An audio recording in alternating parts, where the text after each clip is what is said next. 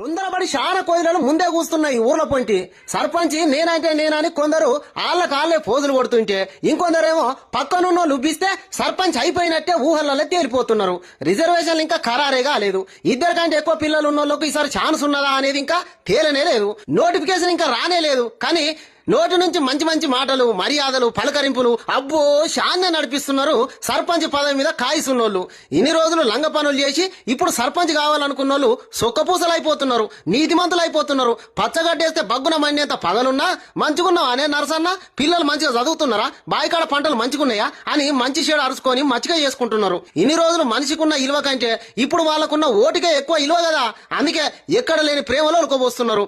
లీడర్ల ముచ్చట ఇట్లుంటే కొంతమంది తాగుడుగాన్లు, తినుడుగాళ్ళు, ఊదరగొచ్చేటోళ్ళు, ఉబ్బిచ్చేటోళ్ళు గ్యాంగుల తీరుగా తయారైతున్నారు. నిన్ను మించినోడు మన ఊళ్ళోనే ఎవరున్నారే?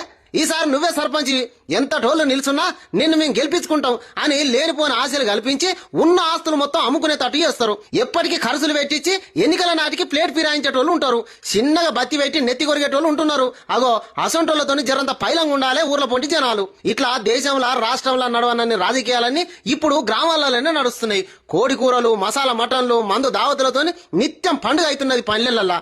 పైసలు ఉన్నోళ్ళు వెనకడుగు వేయకుండా జర గట్టిగానే ప్రయత్నాలు చేస్తున్నారు. ఇక చాలా మంది సర్పంచ్ గా పోటీకి దిగేటోళ్ళు